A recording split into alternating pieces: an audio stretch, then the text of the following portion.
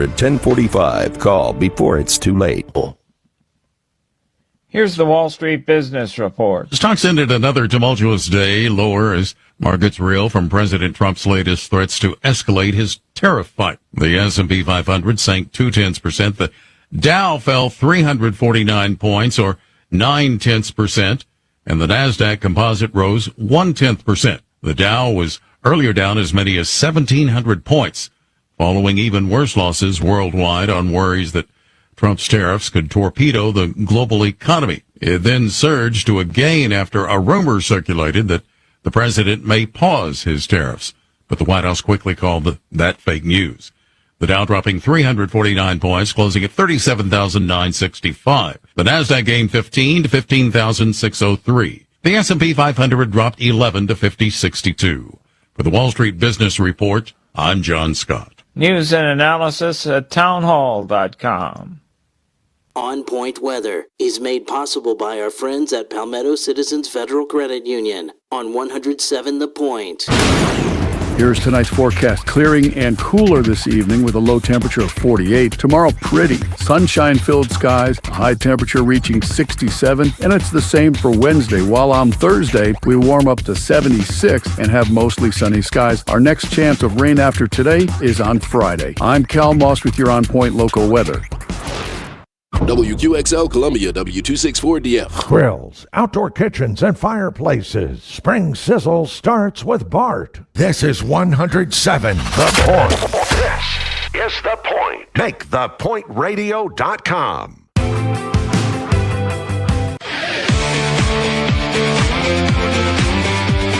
This is Sports Talk with Phil Kornblut and Chris Bergen. Sports Talk is heard across the state on radio affiliates of the Sports Talk Media Network and is streaming live on SportsTalkSC.com, as well as Twitter, Facebook, and YouTube.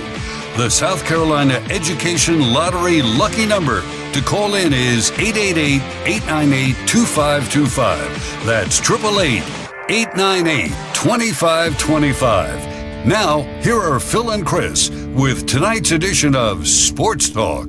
All righty, welcome in everybody. Sports Talk on the Sports Talk Media Network. After just a wild and crazy weekend, the weather here is a little gnarly outside. Rain was coming down pretty heavily, but cooling off, which is a good thing, and washing away all the pollen. So we're ready to get after it this week. Got a lot to cover tonight.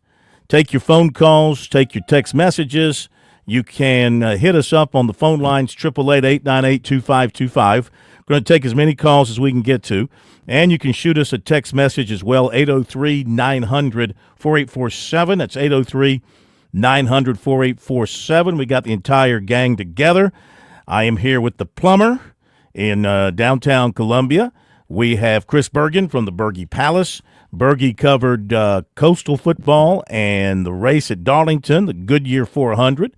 We have Matt Smith with us. Matt covered the Clemson spring game at Death Valley.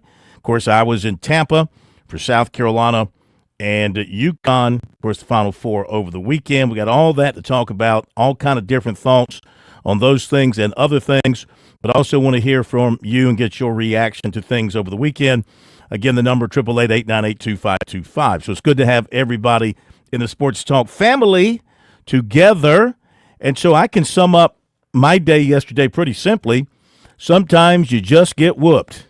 And that was the case with South Carolina. They just got whooped by a better team twice in the same season. UConn, it was no accident, no mistake that they beat the Gamecocks by 29 in Columbia back on February 16th, and they proved that yesterday, 82-59, guys. Just better in every aspect of the game.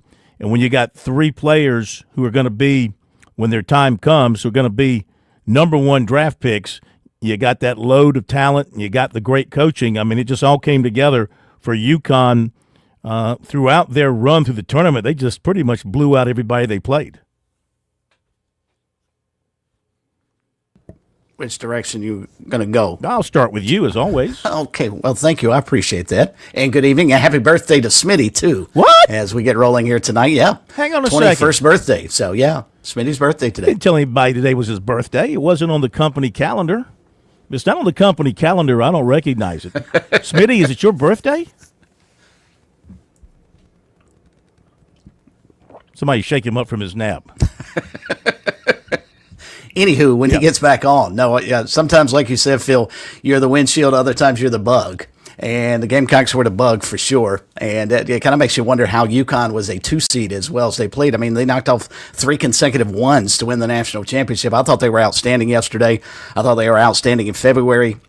I thought the Gamecocks would have a better response for them in the national championship game, but clearly Paige Beckers did not want to end her career at UConn without winning a national title, and she and AZ Fudd and certainly Sarah Strong, who the Gamecocks really wanted in recruiting and unable to get her, you can see why after watching them play. I thought they were fabulous yesterday. They were by far the best team throughout the regular season, and I guess playing in the Big East probably hurt their seeding. Certainly didn't bother their team, though. I mean, they were terrific in the tournament, and hats off to them. I mean, it was a great season for the Gamecocks, just came up a win short, but a tremendous, tremendous season for UConn. All right, Smitty is with us now. It is your birthday today? You didn't tell anybody. Well, we can hear him, but he's not responding to us. So I say we can hear him. I hear some background noise. Well, we'll try Smitty again in just a moment. So the thing about the South Carolina women, Chris, when you evaluate it, they had a great season. Of course, they finished number 2 in the polls that came out today, which, of course, that's very little comfort to them. They wanted another national championship. And they say goodbye to some good players off of this year's team as well, including a player in Fagan that Dawn Staley said will be a lottery pick when the WNBA draft comes around.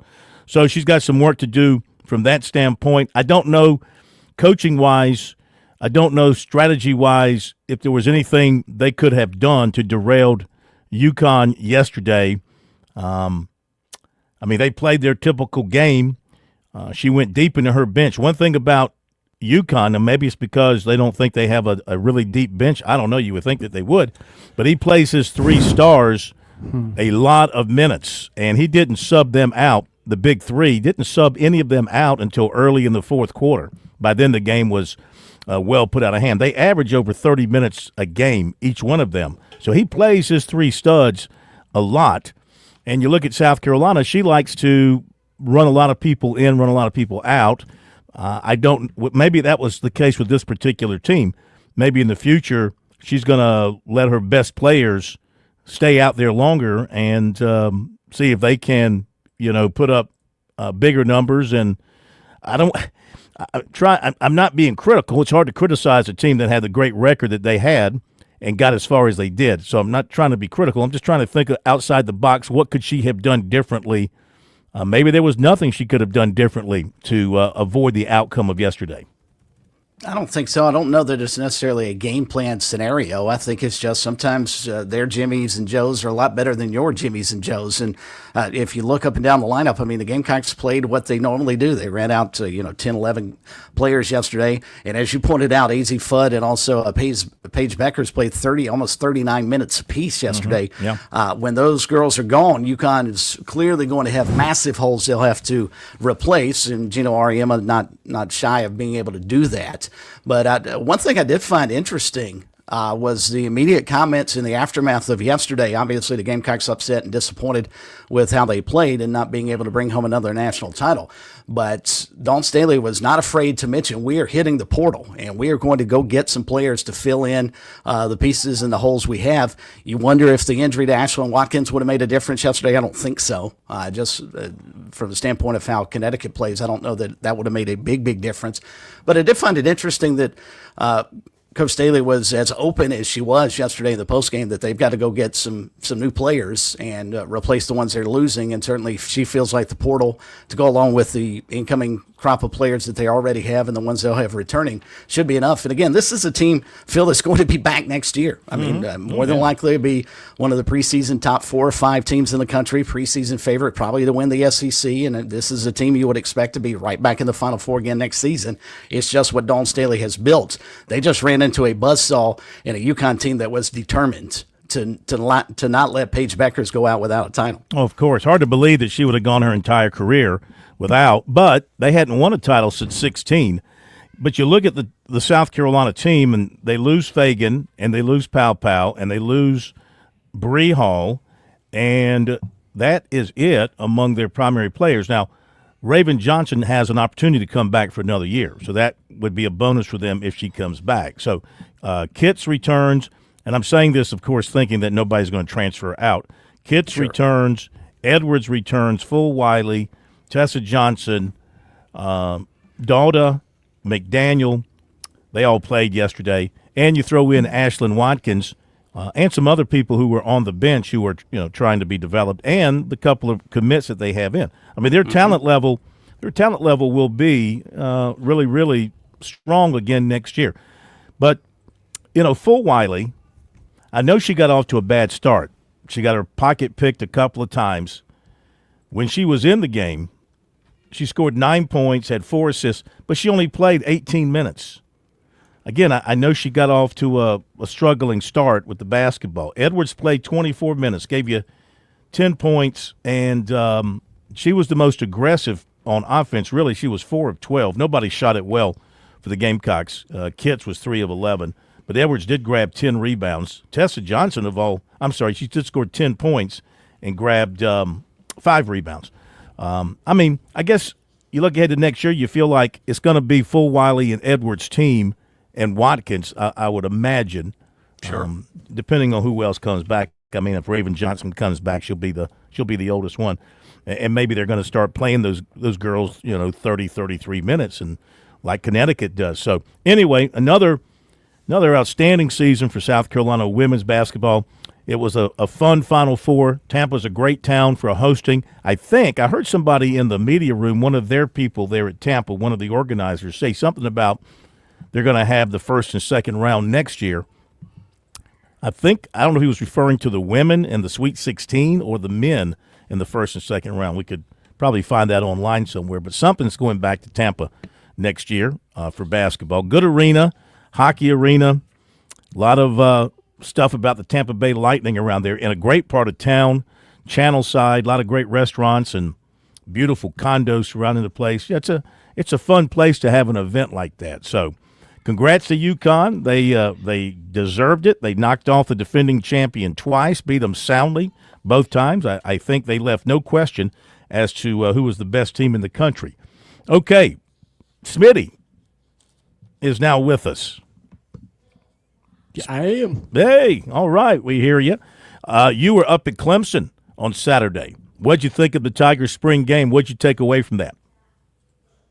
Well, look, I want to preface what I'm about to say. If you read my story at SportsTalkSC.com, and it's a topic we've brought up on this show many times, and part of my lead to the story was you can't always believe your eyes in the spring game, nor can you even believe the statistics, because what you've got a lot of great athletes running around out there, but once you start putting green and purple jerseys on guys, it's no longer football as we know it. So I want to be sure I preface what I'm about to say with that. But having said that, it was impossible to come away from that game and not be impressed with 2 transfers for Clemson in Tristan Smith on offense and Jeremiah Alexander on defense.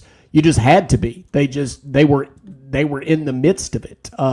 They were the ones that really flashed, and the coaching staff and Coach Sweeney in his postgame comments, he agreed with that. So we're seeing what the coaches were seeing, and the thousands in attendance there. I won't try to guess how many were there because that only gets us into trouble. But the people that were there and watching came away talking about Tristan Smith and Jeremiah Alexander. So there's there's the things that you have to lead with. Also, you can't leave that game without thinking, okay, Tom Allen's defense, it looks like his reputation is well-deserved. They played in a physical manner, the defense did. Now, they're missing a lot of pieces. There's a lot of players that will be coming in, coming back, recovering from injury and all of those things. But what you did see was a certain attitude that they were bringing from both the secondary and the linebacking core in terms of the physicality, even in a spring game setting, even with so many players wearing non-contact jerseys. So that was a real plus, and it's something, look, That doesn't mean this is going to be a national championship level defense, but here's what we know. There's a lot of talent on that side of the ball. Tom Allen has a good reputation. He said they were going to be more physical. The fans wanted to see proper tackling and better tackling. That's what we saw, okay? But it's a spring game, so I'm still shrugging my shoulders. I don't know, but Tom Allen did what he said he was going to do throughout spring in terms of bringing physicality and an attitude. And on offense, look, I don't know what we really can say about Cade Klubnik. He actually threw an early interception to Khalil Barnes. Cade Klubnik was fine, and I think we all expected that. And the spring game's not for him. The spring game is for players like Chris Denson, the left-handed freshman that came out and played really well. It's for Trent Pierman to get and Christopher Vizina to get some reps, which they did, and they were fine. I thought Chris Denson looked the best in terms of what he could, like ceiling, do long term out of the reserves at the quarterback position. And in the wide receiver position, we probably learned a little bit more, not just what we saw from Tristan Smith, 5 grabs, 137 yards, but hearing him speak afterward. I was one of those that jumped right in the front of the line to hear Tristan Smith and his comments, because I wanted to get an idea of his makeup, because what we saw on the field was all the things you expected. Whatever buzzwords you want to use, like ball skills and body control and catch radius and length, he's got all that. We knew he had all that just from the film we'd seen, but I wanted to get up close, listen to him speak. And here's a guy 6'5" tall. He's never played on the big stage, coming out of Southeast Missouri State, and prior to that playing in JUCO. And he was humble. He talked about how much he really loved being a part of this group. And he said that they've nicknamed themselves what they say to each other is Waves of Terror. And Dabo Swinney said in his comments when referencing Tristan Smith, he said, we actually forced the ball to him some because we need him. We need him to be who he is and what you saw today. And by that, I think if you look at the makeup of this receiving core, you've got veterans like Antonio Williams Jr., and then you've got deep threats like Bryant Wesco. They need a big possession receiver. I think everybody knows, okay, Cole Turner, Tyler Brown, they're going to do what they do on third down. But wouldn't it be nice if you're a Clemson offense that you can throw to somebody that's 6'5" tall and would be an immediate mismatch against anybody in anybody's secondary across the country on 3rd and 6, and you throw 50-50 balls to him, and it looks like he's got the tools. So I know it sounds like I'm heaping a lot of praise on them, and that's because like everybody else there, I spent as much time with Dabo Swinney in the post-game interview room as I spent watching the team. Okay, it was about the same amount of time. And so that infected me a little bit. But I think if I know what I'm talking about, and I'm no scout, but if I know what I'm talking about, I think Tristan Smith will be an impact player. Jeremiah Alexander will be an impact player. Tom Allen will be an impact as the defensive coordinator, and everybody else will just be fine. The offensive line looked okay, and the running backs, the only thing I could say about the running backs that would be a concern, who's going to step up? Who will stand out? They all did what you'd expect Keith Adams Jr. to do, running in short yardage, etc. And then we knew there were some good athletes. We knew Adam Randall could catch a screen pass because he played wide receiver, and that's what he did. But when the time comes that Clemson needs a first down against LSU, and it's 3rd and 3 or 3rd and 2, in that backfield, who's the lead dog? Who gets the ball? I don't think that's been decided. I don't think any of us will know that, including Dabo Swinney, until about 2 weeks before that game kicks off. And Klubnik. I see where Trent Pierman had another nice spring game, but Klubnik didn't have the slop game he had in the spring game last year, where people came out of that game wondering who's going to be the quarterback. Is it going to be Trent Pierman? Klubnik, pretty efficient, would you say? 11 of 17, 118 yards, 1 interception. Of course, I know they were playing two-hand touch around him, so no reason to think about him running and what he did there. But what about throwing the football? Did it look like he and the receivers had a good connection, and he was in the zone, and the timing was good between the quarterback and the receivers as far as you could tell? Yeah, I think the chemistry's there, and I think you see a different Cade Klubnik this year because of the level of confidence. He's not going to be pushed by these guys. He's the guy. And that's the way they're treating him. And even Coach Sweeney said afterward, he loves where Cade Klubnik's head is. Yes, he threw the interception, and Dabo Sweeney's comment about that was it was a bad ball, but they left him out there for another series because they wanted to see how he would respond to that, and he responded well. And he did what you'd expect out of a veteran quarterback, which Cade Klubnik is, one of the most veteran in the country at this stage. So, and between the chemistry, I think all that's fine. I think he threw a couple of balls early to TJ Moore. He looked for him right away. And I think he will love throwing to Tristan Smith. I'm not sure how many times he threw to him because Tristan Smith was split between the second team and the first team. But I think all of that chemistry, all of those things are good.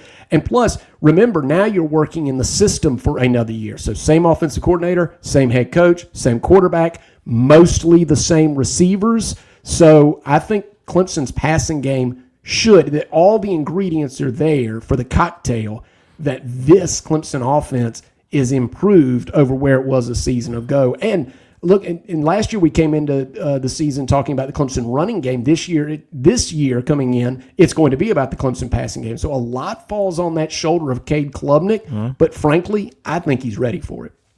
Do they beat LSU? Your quick answer. It's a field goal game. And frankly, with Nolan Hooser, from what I saw, knocking down a 49-yarder and doing what he did against SMU last year, I think it's a field goal game, and I think Clemson's got a good shot in it. Well, they have a great field goal kicker, that's for sure. All right, Smitty, thank you for that. We'll hear from Dabo Sweeney coming up. And to wrap up our round-the-table coverage of events we were all at over the weekend, you can do double duty here in the next 4 or 5 minutes. Bergie, you got a little touch on Coastal and a little touch on Darlington. Yeah, the Chanticleers wrapped up, unlike Clemson, and had the big, grand sort of spring game, and I was glad Smitty was able to break it down as well since we couldn't watch it on television. That's probably as good unless you're actually there. I don't know that you're going to get a better breakdown of what Clemson did since we can't watch spring football anymore, and the Chanticleers fell into that category. Not that their game would have been televised, but they went with a basic practice. A lot of 7-on-7 type stuff. They've got 5 quarterbacks, I think, trying to fill the void left by Ethan Vasco. Tad Hudson, who played the bowl game, has started for Coastal at quarterback. You feel like he's probably the incumbent guy, but Tim Beck, non-committal, as I kind of figured he would be, afterwards said that they are all doing some good things and they've got plenty of work to do before they open up the season on the road at Virginia. Didn't get to see much out of the running backs. Most of the stuff that we saw on Saturday was out of the passing game, and every quarterback got an opportunity. So Jamison Tucker, wide receiver from last year who flashed a good bit, was one of their key weapons outside. Looked really good the couple of times I saw Coastal practice during the spring. So everything, I think, is fine. They came out of it healthy, which Coach said was the main concern and the big thing they wanted to do. He felt, and that's the reason they did the spring showcase at Brooks Stadium. They brought the fans out, let them see. As he pointed out, there's so many new players on the team. They've got 43 newcomers into Coastal, and we'll probably have to add more. Last year, I think they brought in 63 new kids total, so they're getting close. So they've got 43 new ones in the mix now, and as Coach pointed out, they're getting ready for the dreaded transfer portal, which opens, next week, I think. So, yeah, hope they can survive that, and then they'll have to get some players out of the portal. But he feels good about what he's got. New offensive, new defensive coordinator, so a lot of changeovers there. Did mention, I talked with Grayson about this a couple of days ago, but he did mention to us, and you can hear his comments up at SportsTalkSC.com, that Grayson McCall is, of course, a new assistant coach, but he is not coaching the quarterbacks, as I think everybody thought he would be. He's actually still working with the wide receivers. And so I asked Grayson about that at practice a couple of days ago, and he told me they felt like that was the best opportunity for him to put a quarterback in the wide receiving room so they could teach the wide receivers what the QB is seeing. So I thought it made a lot of sense. The coach talked about he's handling a lot of the skill guys. So the amount, I think they're looking at Grayson as a possibility of a future coach on down the road. This is not sort of a one-over. Right. That he may stay in coaching, so they want to expose him to as many different opportunities as possible. So that's what he's doing, and that's sort of what the takeaways were from a Coastal spring practice. Now we'll see how they survive the transfer portal moving forward. And again, they open the season at Virginia, the tail end of August. Meantime, over at Darlington, snooze fest for about 250 laps yesterday. And the disappointing part about the way the race finished, first off, we had an opportunity history yesterday for Darlington, having William Byron lead every single lap of the race. He led 243 of them, then green flag pit stops finally caught up with him, and he lost the lead and was never able to grab it back. So a little bit disappointing there. It would have been the first time, I believe, in 25 years that someone had led every single lap at a race. So for the most part, at least the first 3 quarters of it, not all that exciting because you just watch William Byron circle around Darlington out in front all day long. The fascinating part, and I cannot wait to get a hold of Josh Harris tomorrow night to get him to explain to me why NASCAR continues to do this. But Kyle Larson, the pre-race favorite, he wrecks on the 3rd lap of the race. He's out for 2/3 of the race. Somehow NASCAR thinks it makes sense to bring a guy who's 200 miles behind the leader and put him back out on the track. And what happens? Of course, he wrecks again and basically cost Ryan Blaney the victory. Ryan Blaney had passed Tyler Reddick with 5 laps to go, somewhere in that neighborhood. I'd have to go back and look at my story, but the waning laps, he passes him, and almost immediately Kyle Larson spins in turn 2, brings out the caution flag. Denny Hamlin's pit crew turns in a less than 10-second pit stop to get him out first, and then he wins in overtime. So explain to me, NASCAR, how you have a guy who's not competitive, has no opportunity to win the race. Why in the world is he allowed to get back on the track and basically dictate what happens? I realize he didn't try to wreck, but I mean, he played a major factor in that race and was not a factor in the competition. I don't understand NASCAR's thinking of that at all, and that's why I'm looking forward to tomorrow night. Maybe Josh Harris can explain it to us. How was the crowd? Not as good as I'm sure Josh and them would have liked. It was not a sellout. Not a bad crowd for a nice afternoon, but probably not what they would hope for. Okay, we'll hit the break and get your phone calls rolling in just a moment. On Point Weather is made possible by our friends at Palmetto Citizens Federal Credit Union on 107 The Point. Here's tonight's forecast. Clearing and cooler this evening with a low temperature of 48. Tomorrow, pretty. Sunshine-filled skies, a high temperature reaching 67. And it's the same for Wednesday. While on Thursday, we warm up to 76 and have mostly sunny skies. Our next chance of rain after today is on Friday. I'm Cal Moss with your On Point local weather. Hey y'all, it's Ted from Flight Deck Restaurant. We're introducing Friday Night Prime Rib Special. Our great chefs at Flight Deck Restaurant have created a great prime rib dinner special, which includes a 10-ounce slow-roasted certified Angus beef prime rib dinner, served with 2 sides of your choice for only $22.95. And if you mention We Love Flight Deck, you get a free cookie or a soft drink with your meal. So come see us at Flight Deck Restaurant to enjoy a delicious slow-roasted prime rib dinner. While you're here, check out the new and improved arcade with over 33 games. We at Flight Deck Restaurant thank you, and God bless.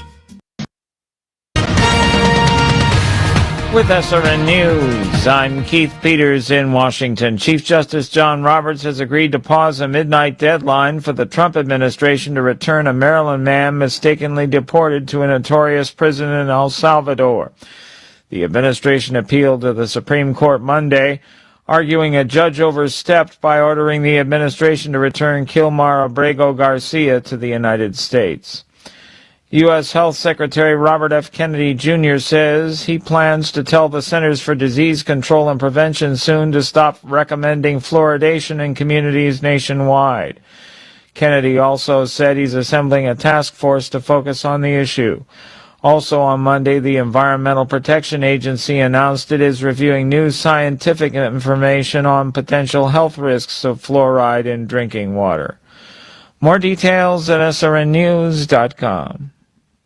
Step into a brighter future with Broker Solar. Transform your home, your business, your nonprofit into a beacon of efficiency and savings. With Broker Solar, you're not just installing solar panels, you're setting the foundation for long-term financial savings, taking control over these power companies that, well, let's face it, they have a monopoly. You can't choose your power company, but you can control the cost of your power. Ken and his expert team will help you to navigate through any complexities of solar energy. They'll tailor a system that's perfectly fit for your needs and for your budget. Get a rooftop setup or somewhere else on your land, or just start with solar to integrate powerful battery backups so when the storms do come, the power goes out in your block, it'll stay on at your home. It's not for everyone, but if you're even curious, don't you owe it to yourself to reach out and call Broker Solar for a free consultation? Listen, if you trust The Point, if you trust me, I'm telling you, you can trust Broker Solar. Explore your solar potential at brokersolar.com. Start generating power on your terms. Broker Solar, empowering you while shining above the rest. Dave Ramsey here. Do you want your money to work for you rather than you working for your money? Go see my friends at Palmetto Citizens Federal Credit Union. They're not a mega bank and have been serving the Midlands since 1936, offering good old-fashioned customer service and free services. They'll look out for your financial well-being. With 14 locations, check them out today at palmettocitizens.org. Federally insured by the NCUA. Groucho's Deli is the Midlands' most loved, historic, and awarded deli and has been for decades, serving trademark subs like the STP Dipper with melty Swiss over roast beef, turkey, and bacon bits on a soft sub roll and served with Groucho's famous 45 sauce. Come into any of our 8 Midlands locations and see for yourself or pick up with fast, convenient, and friendly service at Grouchos.com or on the Groucho's app and sign up for the Groucho's Rewards and Birthday Brownie Club. Okay, raise your hand if you want to make your life a little bit easier. Great. Now raise your other hand if you like to be comfortable. Perfect. Now that you have both hands raised, imagine putting on your shoes. And that, folks, right there is your answer to an easier, more comfortable life. Go hands-free with Skechers Slip-ins. This is footwear you don't need your hands to put on. They can be raised in the air, and you can just step it and go. So you ask, how do hands-free Skechers Slip-ins work? Well, it's like they have this invisible built-in shoehorn so your foot slides into place. Then our heel pillow keeps your foot comfy and secure. And slip-ins are for the whole family, men, women, and kids, in all your favorite Skechers styles, from sneakers to casual shoes and even sandals. Yes, even sandals. So raise your hands in the air and put your shoes on like you just don't care, because you just went hands-free with Skechers Slip-ins. Why don't you experience what people can't stop talking about? Life-changing Skechers Slip-ins. Get your Slip-ins at a Skechers store, Skechers.com, or wherever stylish footwear is sold. Tune in at 6, don't miss the vibe. South Carolina's pride, we're live. Sports Talk's the place to be. From the court to the field, we're breaking news free. Join the team, follow X for more. We're taking over, that's for sure. Corinth's insight, Bergen's wit, Cohen's energy. They're the perfect fit. 2 hours of sports talk bliss. Yeah, that Cohen energy, the way he turns a wrench when he's fixing a leak, the plumber. That's some great Gator energy. gear, though. I'm revoking his Florida Gators. Yeah, what's up with this? Card. You're not How do you rooting not for wear the Gators tonight? gear on the national championship? Your team's about to play for a national title in 2.5 hours. What's the deal? What are you talking about? Oh, I get it. He's doing the reverse jinx. Mm-hmm. I don't pay attention to it kind of thing, so that when it happens, then he'll start paying attention. He doesn't want to. It's called the. I don't want to see Florida stuff tomorrow if they win tonight. By the way, didn't have the guts to wear it beforehand. Who are you picking? I'm sorry, Josh. I really want you. Really like their team. I really like the way they play. Repeat yourself. And by the way, he cut you off right when you were making your prediction. I really want U of H to win. I love the way they play, and I told Mike on Thursday, I said they'll have the defense that can give Duke fits. Mm-hmm. Last 10.5 minutes of the national semifinal, Duke got 1 field goal against those guys. Where was that defense the first 30? Yeah, well, it was there. I think they wore Duke down. I think Duke got tired dealing with them. Flagg had a great look. He had a great look. He got a good shot off. Maybe he was falling back a little bit too much, but it was a great look. Sure. We wouldn't be having this discussion right now, but you give Houston credit for digging their way out of a hole. As much as it pains me, I will go with the Gators tonight. Well, you didn't let me finish. I'm sorry. I said I want Houston to win, but I did pick Florida. Oh. I think this is a situation where, though, the basketball gods have a chance to correct a 40-year wrong that was imparted on the University of Houston back in 1983. The basketball gods, for whatever reason, robbed the most deserving team of a national championship. They were so much better than NC State. If those two teams had played 10 times that year, Houston would have blown them out 9 times. Problem is they didn't beat them when it mattered. So there's an opportunity now, 40 some odd years later, for the basketball gods to correct a wrong and get Hakeem Olajuwon's alma mater a national championship. But I think Florida is the most complete team, backcourt bigs, the whole 9 yards. I think Florida finds a way to win, but boy, I'm rooting tonight for U of H. Yeah. Hope for a good game. I'm rooting for a good game tonight. I do think the Gators are going to end up winning it after going through the kind of season they did and proving themselves time and time again. All right. Our phone number, 888-898-2525, South Carolina Education Lottery lucky number. To your phone calls in just a second. Our poll question of the week has to do with tonight's national championship game. It's actually the poll question of the day. We're calling it a flash poll. Presented by Larry Lucas Insurance. Call Larry at 803-799-1998. Who do you like in tonight's national championship game? 80% of the votes that have come in, a couple of hours left, 80% are picking Houston to beat Florida so far. So you got time to still vote on that. If you have not done so, make sure you go to our X page, which is, of course, at Sports Talk Now. I'm sorry, at SC Sports Now. Why can I not remember the name of our X page? At SC Sports Now. There's 2 shows in a row I've messed that up. At SC Sports Now. You can vote there. It's also on our website, SportsTalkSC.com. I got too many. And our I got too many technical things going through my head. And our bracket battle will be decided tonight. It's down to 2 guys. It's either Big Steve, who picked U of H to win it, or Bobby's Brackets, who picked Florida to win it. Okay. So we know we're going to have a defined winner tomorrow. Bobby is clear of all the other guys who picked Florida, so he'll win it if the Gators win. And if U of H wins, Big Steve is going to be our big winner of the Sports Talk battle. Well, hopefully we'll be able to reach the winner and present them with their due prizes as a result of being the Sports Talk Bracket Challenge champion for this year. One other note on Clemson football. Tigers have a player going into the portal, John, Tavoy Fagan, entering the portal, John. He was a big-time recruit for the Tigers. He actually was their first commitment in the 2024 class. He committed to them in November of 2022, and he held to it. He comes to Clemson. He plays in 2 games last season, no stats, goes through spring practice, and I guess he figures his playing time doesn't look good for this coming year, I guess. So he is going to enter the transfer portal, John, according to Hayes Fawcett of On3. We'll give you more information on that coming up in our recruiting report a little bit later on. And let's go ahead and get to some phone calls.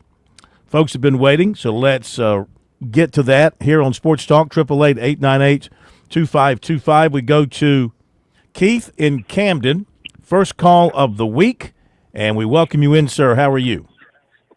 I'm doing great, Phil, Chris. Hope y'all are too. Yes, sir. Last night was disappointing, and it's hard to call in and be critical of the success we've had. But the better team obviously won, but it didn't appear to be much game plan. But we've seen a shift the last couple of years, and maybe that's the reason Dawn made the statement about the portal. We're not getting those top 5 or 6 players at a high school in the country. For example, this year, projected top 5 are going to UConn and UCLA. So maybe I just don't think we have that big, dominant presence like we've had in the past, and it hurts us. But last night was very disappointing. I don't know. Just really frustrating. But what did you see in their performance that was most disappointing to you, the way they played? Well, look, this is just a caller's perspective. Right. If I've got someone that's such a dominant player, I'm going to give her 30 points, but I'm not going to let the other 2 score 22 and 24. It was pathetic. It really was. no game plan, no adjustment in the game.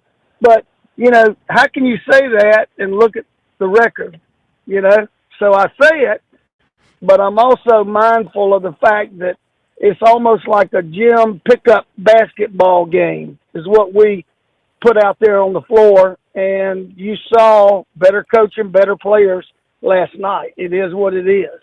And we're going to have to be able to get somebody in the low post that's dominant, or, that's where you end up at the end. But I don't want to sound like negative Nelly, but, you can cruise through women's college basketball and win the way we did by just having good talent. But when you get to the end, you got to have above good talent. And I think last night we saw that. Give them credit. That's my take, and that's worth about 2 cents. But very frustrating, but, great year. That's a good take. I appreciate the phone call.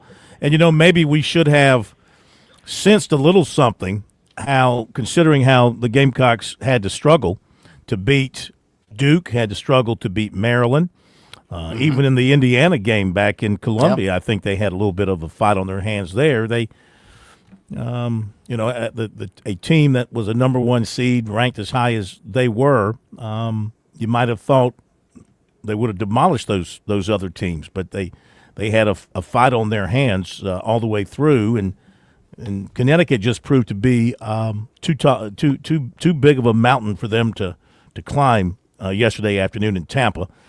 Let's go to make one question before Keith gets too upset about the recruiting. Keep in mind, Joyce Edwards was one of the top players in the country.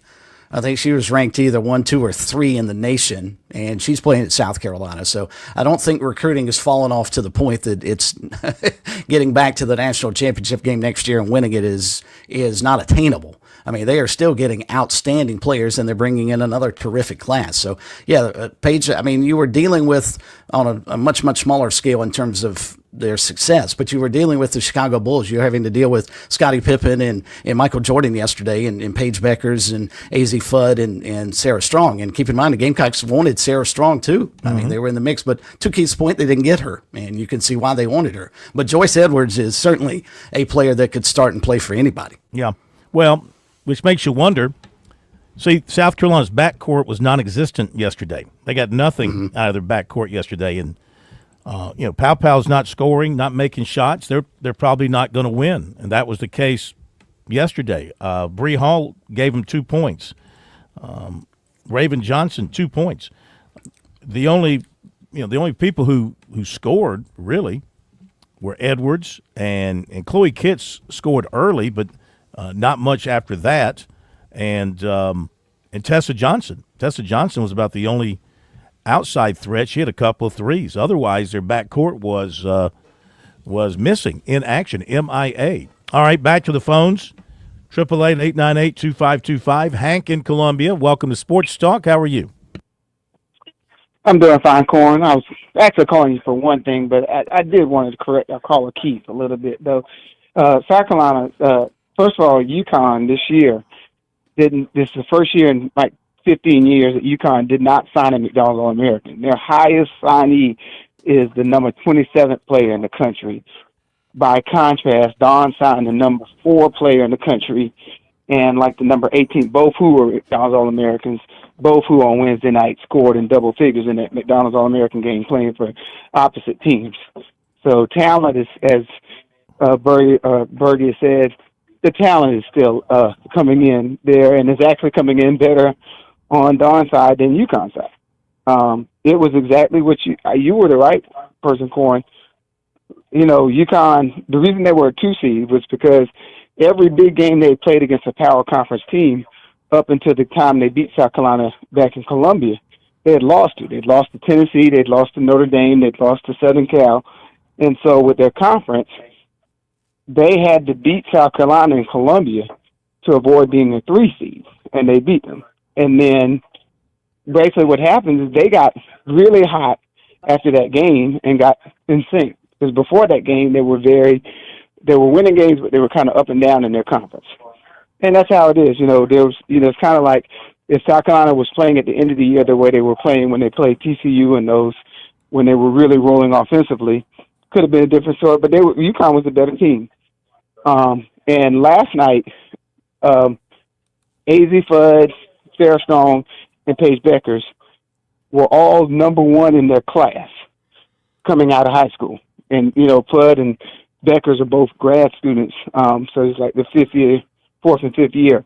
But it was a night where 3 number one players in their class played in sync, and that's what happened. They played in sync for the last 3 or 4 games of the tournament, so they were the best team in. But, that I don't want people to get way off on the narrative. A lot of people thought it was Dawn Staley, one of her better coaching jobs, because of the fact that she lost her center, Camilla, and then she lost the girl that was like an all-star center to follow up Camilla with the ACL, and she still got back to a championship game.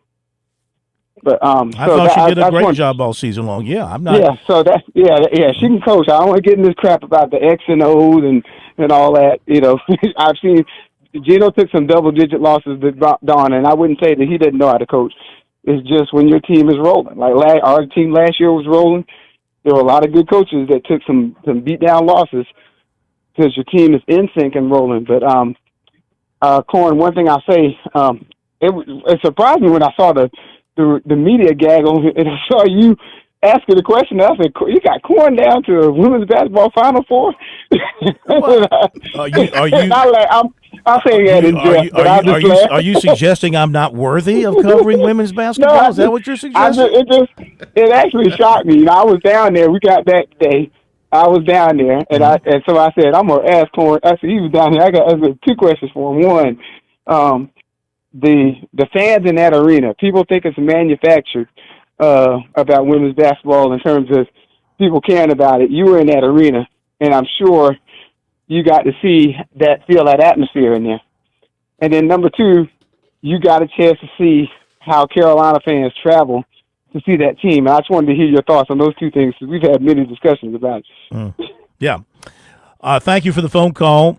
Listen, the fans of South Carolina women's basketball are as passionate a group as the fans of South Carolina football. Maybe not the same numbers, just simply because of the difference in the 2 sports. But they probably travel as well as South Carolina football fans do to far places. I don't know how many Gamecock fans were there.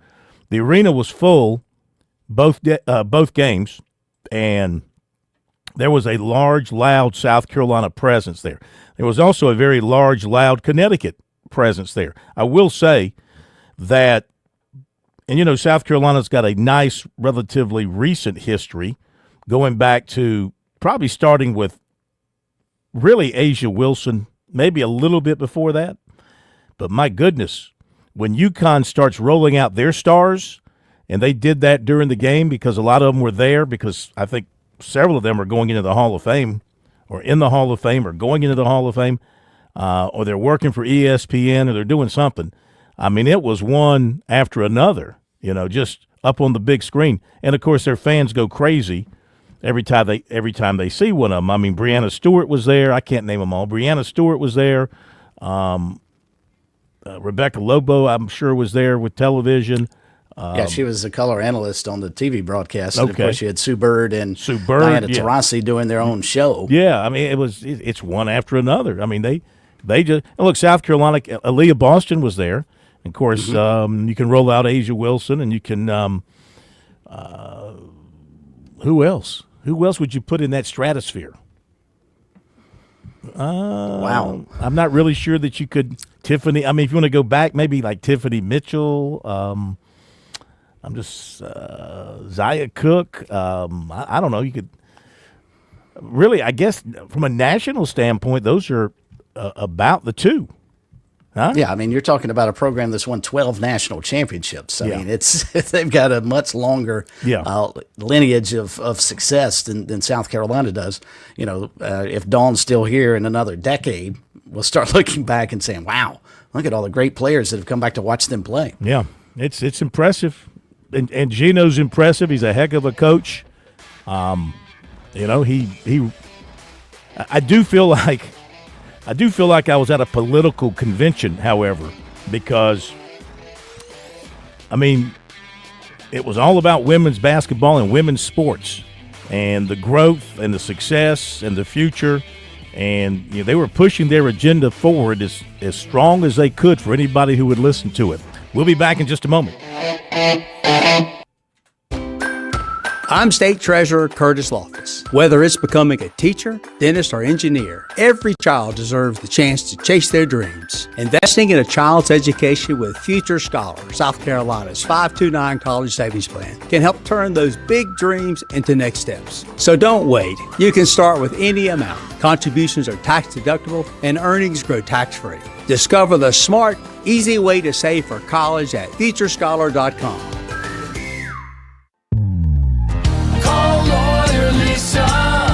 Experience the difference with Lawyer Lisa. Hi, I'm Lisa Hosteller Brown. Did you know your will is designed for your assets to pass through the probate court?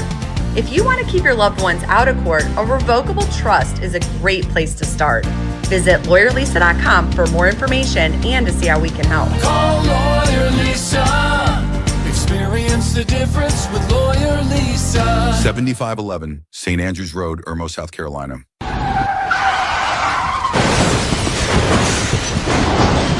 I'm attorney Jim Corbett. That's the sound of a big hit on you and your car or truck. I've been an attorney for more than 30 years, helping people who get injured in car wrecks and truck wrecks. If you have serious injuries, call Jim Corbett, 803-765-2968, or email me at jim@jimcorbettattorney.com. That's Corbett. I don't get paid unless I recover for you. Jim Corbett Attorney, for your best recovery from a big hit, 803-765-2968, or jim@jimcorbettattorney.com.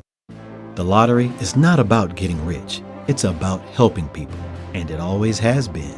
The lottery is what helped raise the Great Wall of China, build the roads of Rome, and today, in South Carolina, it's what generates millions of dollars each year for scholarships like the SC Hope, Life, and Palmetto Fellows. The South Carolina Education Lottery is investing in you. Visit sceducationlottery.com/betteryou to learn more.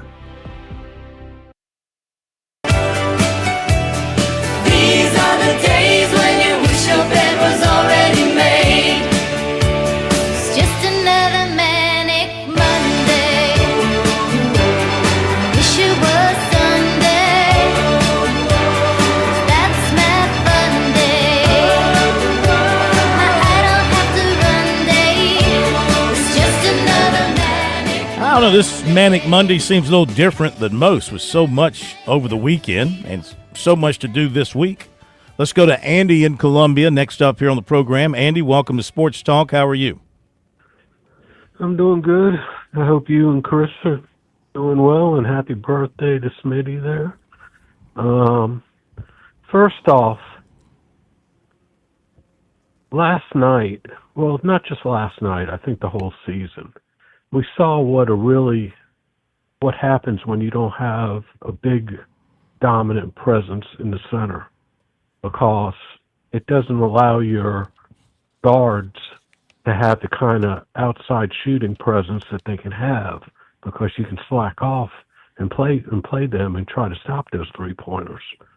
You know, the biggest miss for Dawn Staley, just watching her play this past weekend and watching her play this year that I saw play, is Sarah Strong. That young lady is going to be unbelievable. But she had like 12 rebounds in the first half. Yeah. I mean, she's a beast. She had 24 and 15, and she played 37 minutes. Yeah, but I think in the first half she had close to 12 rebounds. Yeah. Mm-hmm. I mean, we don't have that. We didn't have that kind of presence this year, and every other year we've had that kind of presence, and I think that really hurt our team, is not having that inside play, that strong inside play. Chloe Kitts is a good inside player, but not the type of presence that we're used to having. Fagan isn't the type of center we're used to having. I think Kitts would be better suited playing the four. If you could not put her in a position. Well, she is a four. Yeah, but I mean, they put her in position, I think, to play a lot with her back to the basket in there and try and score in the lane. I think she's a good enough shooter to face up and stand outside and maybe draw the defense out. But you're right. But Staley said that Sanaya Fagan's going to be a lottery pick, so somebody thinks she's pretty good. Well, I don't know. Reading what I read on ESPN, well, not ESPN, something today, they're talking about her being possibly a late first round to early second round.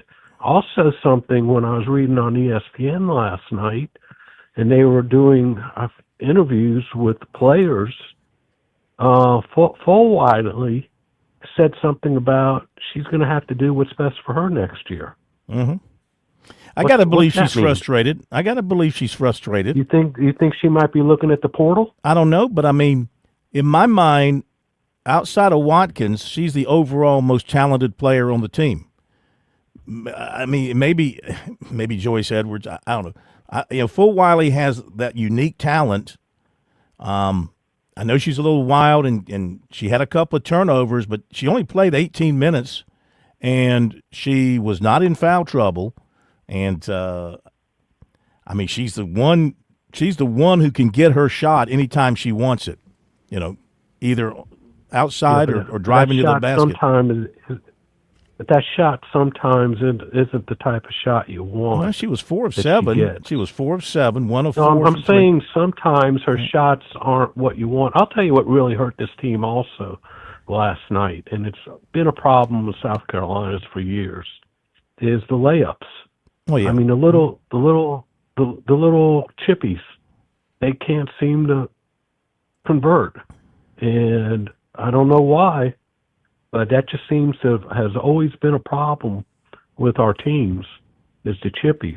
But I'll tell you what, Elmer's daughter can sure play. Elmer. That Fudd girl.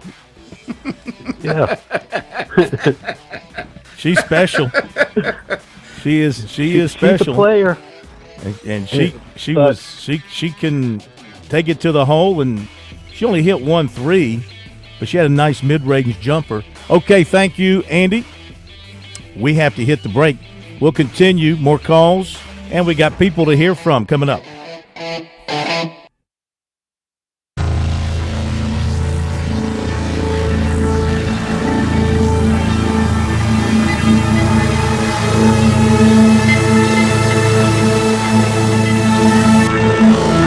WQXL Columbia, W264DF. Grills, outdoor kitchens, and fireplaces. Spring Sizzle starts with Bart. This is 107 The Point.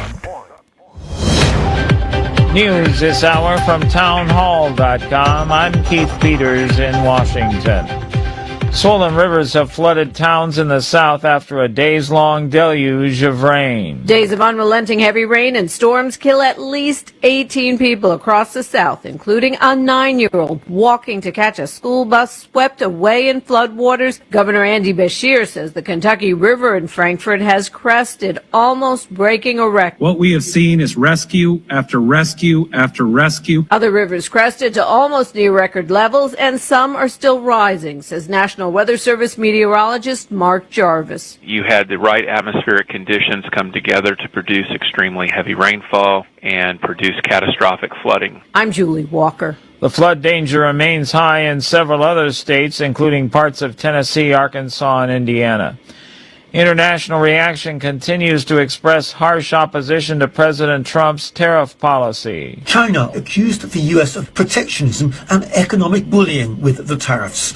In Tokyo, losses are occurring as traders don't know which direction President Donald Trump's tariff strategy will go in. Meanwhile, in an interview with Australian network AUBC, analyst Tim Harcourt says the U.S. tariffs hurt on a variety of levels. They hurt jobs. They are inflationary. I'm Charles Duluthasma. Chief Justice John Roberts has agreed to pause a midnight deadline for the Trump administration to return a Maryland man mistakenly deported to a notorious prison in El Salvador. The administration appealed to the Supreme Court Monday, arguing a judge overstepped by ordering the administration to return Kilmar Abrego Garcia to the United States. Trump administration officials have accused him of being a part of MS-13.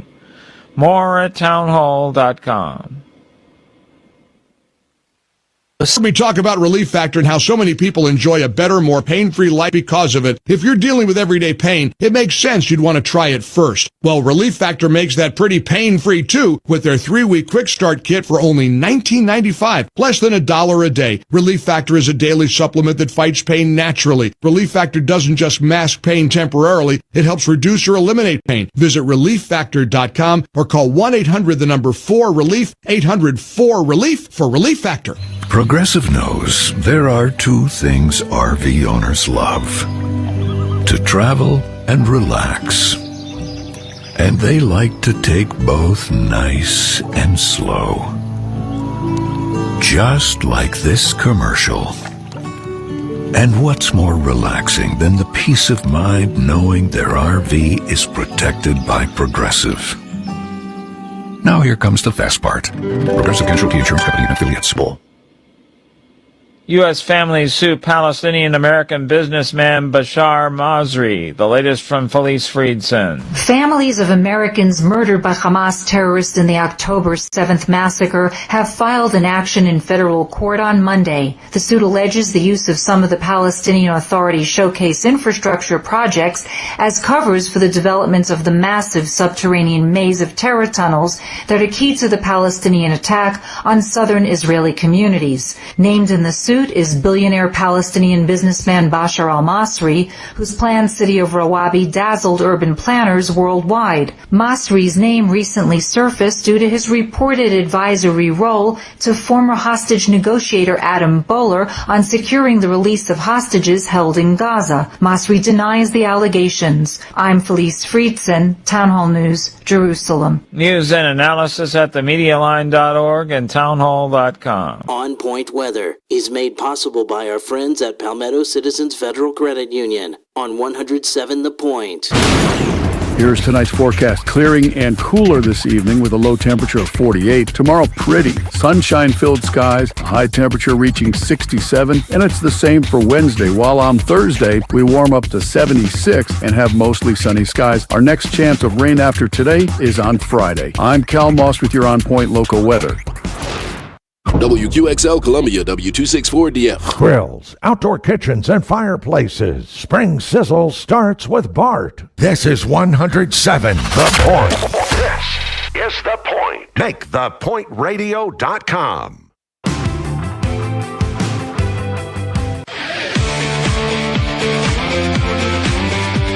Welcome back to Sports Talk on the Sports Talk Media Network. You can reach the guys with the South Carolina Education Lottery lucky number, 888-898-2525. That's 888-898-2525. Now back to Phil and Chris with the second hour of Sports Talk on the Sports Talk Media Network. Okay, we're back. Sports Talk here on the Sports Talk Media Network. Phone number 888-898-2525. Let's get right back to the phones before we jump into other stuff. And it is Tiger Bryan from Lancaster with us next. Tiger Bryan, welcome in. How are you? I'm doing pretty good. Hey, Cohen, how are you doing? Doing fine. Man, it's been a rough week. My baby was in the hospital all week. That's why I ain't get just call you. Hope everything's doing okay. He's doing better. We got him home Friday. That's why I didn't make his first spring game. I ain't made, and I don't know when. But I'm gonna tell you what I read. The transfer of Porter John looked good for Clemson with that Smith kid. Yeah, I think they've hit on all three of their Portal John pickups. I think they're very pleased with the receiver, defensive end, linebacker. I think you're going to get snaps at all three of those guys. Well, go ahead and get your la and start training. Because my birthday's Thursday. When I called in last year, you sung happy birthday to me. So go ahead and start practicing. The old man will be 62 Thursday. Thursday is your birthday. Smitty's birthday was today. Wow. Well, happy birthday, Smitty. And Smitty just turned, I think, 34? 21? I wish I was 34 again. Yeah, I wish I was 34. It's just a number, Tiger Bryan. It's all about how you feel. It's all about how you feel. All right. I hope your son feels better. Yeah, he does. Hey, I want to give everybody a shout out for all the people that called and talked, all my people around Lancaster and all. And we still love you, Corn, no matter what. Hey, you know what? The Gamecocks, they had a dynasty on these girls for a long time. Sooner or later, somebody will beat you. You know what I mean? Oh yeah. I mean, look like we did, and in football, Clemson did in football with Alabama. I mean, sometimes it's hard to take that swallow that pill, but they'll be all right. Yeah. They're not going anywhere. They're going to be, first of all, and thank you, Tiger Brian. We appreciate it. The depth of quality teams is still small in college basketball. Exactly. So they're not going anywhere because their talent level is still going to be supreme. I mean, you look around the SEC, it'll be them, it'll be LSU, it'll be Texas again next year, and we'll see if anybody else rises up. UConn will be back. Southern Cal, with Watkins coming off her knee, will be back. It's ironic that Southern Cal and South Carolina, the two USCs, both have star players named Watkins, both coming off ACLs for next year. But UCLA will be strong once again, the typical. We'll see if anybody else emerges. Speaking of, after they did the main press conference, South Carolina media got together to do a gaggle session with Dawn Staley to recap the game and talk about things with her team moving forward. So here is Dawn Staley as she spoke with us after the main press conference yesterday in Tampa. We just need some players. We need some experienced players that can come in and contribute right away and bring some leadership to a core group of young players that are pretty talented. We've always been good when we had that, when we had some experience, some youth, and everything in between. Going off of that, this group, it's a tough way for the seniors' careers to end, but they have won a lot of basketball games, a lot of titles. What is their legacy with this program? I mean, they're the winningest class over this 4-year period. There's nothing, to hang their heads about. And I made sure I told them that because, basketball, if you play it long enough, you're gonna have some heartbreaks. If you play it long enough, you're gonna reach the mountaintops for some of the fortunate ones. And we've been very fortunate to have a senior class that was as giving to themselves, to our program, to the game. So, and we put them in a good position to continue to play basketball. So, and they put themselves in a good position to continue to play basketball at the next level. What did you see that UConn did to your backcourt to make them have such a tough day shooting and scoring? It's just pressure. I don't think that their pressure was anything different than maybe a Texas pressure. I think what happened to us, I thought our game plan was good. I mean, they made a three at the end of the second quarter, 1-3 in the whole first half. If you give yourself a chance if you can play the 2 game with UConn. It is the 3 game is the separation, but we couldn't get our 2 game going. We couldn't get easy layups. So they did a good job at we took the 3 away. They executed in the half court and got a lot of 2 points. Coach, you mentioned adding some experience for loading up for next year. How quickly do you plan on getting to work on that? How quickly? How quickly you want to get? How quickly you want me to tell you? Already there. Yeah. So there's some things in the works that will make our team better. Raven told for her sure. She's not ready to announce anything. Yep. But she said this one certainly doesn't sit well with her. Yeah. The value, the opportunity for her to be able to come back to your team. Your pitch in a situation like this, knowing that you always root for what's best for them. Right. Always what's best. So Raven and her family will sit down. I'm not in a rush. I hope she's not in a rush, but she does have to think about what the next level looks like for her. I'm never going to tell anybody to stay or to go. I always leave it up to them to make that decision. And Raven, like many other players of our former players in that situation, they'll come up with what's best for them, and whatever that is, we're going to support. As a player, a loss like this is always heartbreaking. As a coach, is it different how you rationalize it? I mean, it's not heartbreaking because you can see it happening in real time, and you can understand why you got beat. And when you have that understanding, you figure out ways in which how to get better. Like you start thinking about in real time what we need if put in this situation again to be better and to have a different outcome. You kind of took a seat in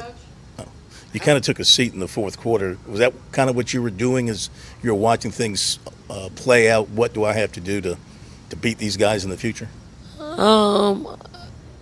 Not per se.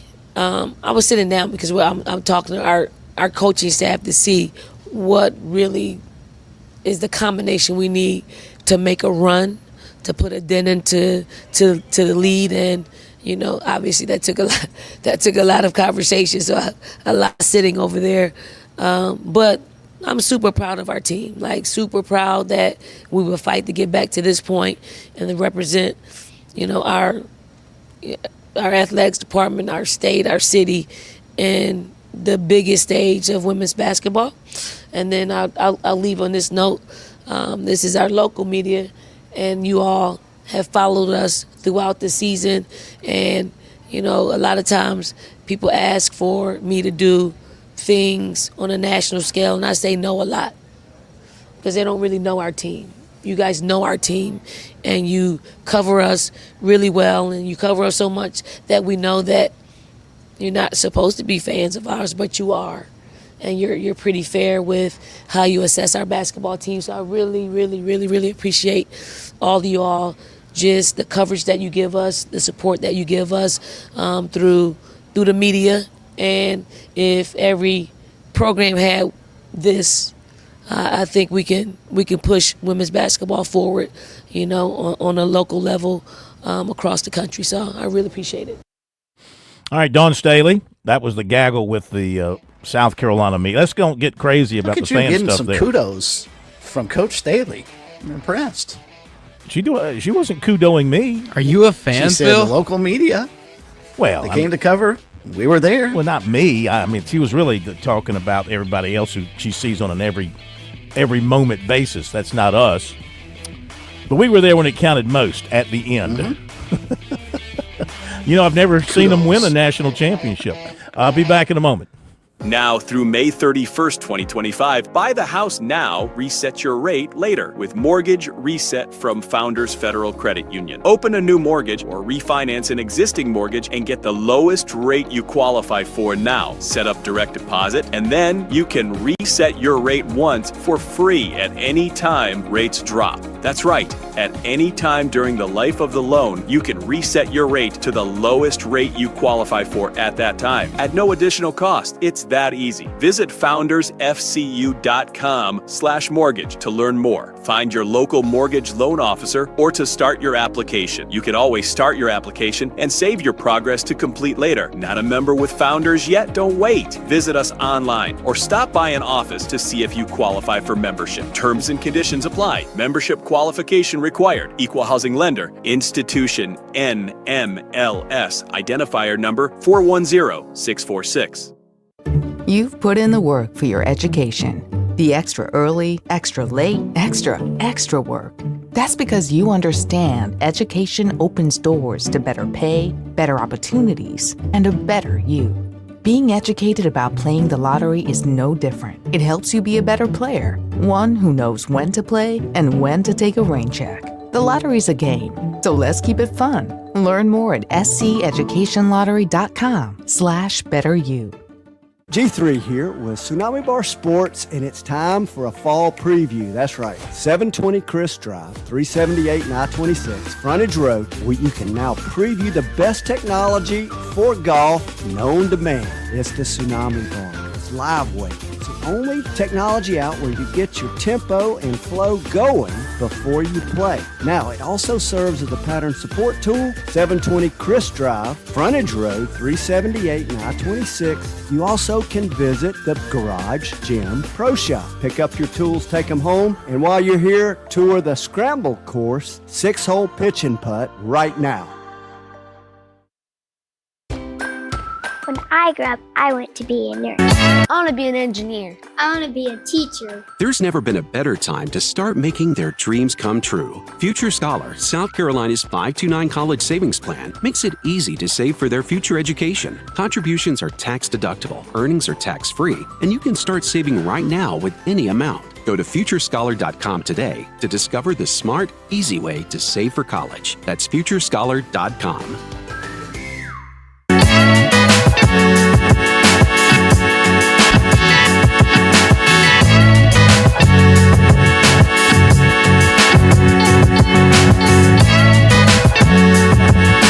All right, let's continue our coverage of things here on Sports Talk. We've done the women's basketball. Let's go to Clemson football. Spring game for the Tigers on Saturday. You heard Matt with us earlier. He was there to cover. Here's Dabo Swinney, some of what he had to say about the spring, about the team, about looking ahead to the 2025 season. Really appreciate our fans for giving us a great environment. I hope everybody had fun. And then also, last night at the All-In Ball was amazing. We were right about 1.45 million, and it was just an amazing night. So many generous people that really just get on board with All-In Team Foundation to serve so many people in our community in this state, and so that was special last night to be a part of that as well. So it's just been a great weekend, and just thankful for a really good spring. I'm proud of how the guys worked. They've been very businesslike all spring, really just about the work, really, and that's been good. So a lot of guys took some good steps forward that we needed to see as coaches, and then guys that we feel like need to be guys for us. They showed what they needed to show this spring, and then some young guys kind of got exposed, and they know what they need to do to kind of take another step this summer. So good spring from all those standpoints, but. We're not far from a complete team. We had a bunch of guys out this spring with mostly postseason surgery type stuff. We had a couple get hurt in the spring that ended up having to miss some time, but everything goes well like we project. When we get it back on that field late July, we should have all hands on deck. And when we get it all put together, hey, we'll be a team that has a chance. And that's all you can ask for. So just got to go do the work and put our head down and be about it. But really proud of them. Appreciate this team. A lot of fun. I thought our staff did an awesome job of coming together. It's always a reset, this time of year, and it's been great energy all spring. So just need to build off of that, take that into what we call the transformation phase this summer, and come back in August. Everybody be the best version of themselves that they've been ever. Whether you're a fifth-year guy, a guy that's been here 6 months, or a coach that's been here going on 23 years. So we need to all be the best we've ever been come August. Tristan was talking about how nervous he was coming into this game. Yeah. I mean, just for him to make those plays, you talk about the steps you could take in the offseason. How big of a boost? Oh, man, just confidence will grow. And again, if we don't have the opportunity to create that, he's going into that game with nothing other than just, he's never played in front of probably a crowd like that.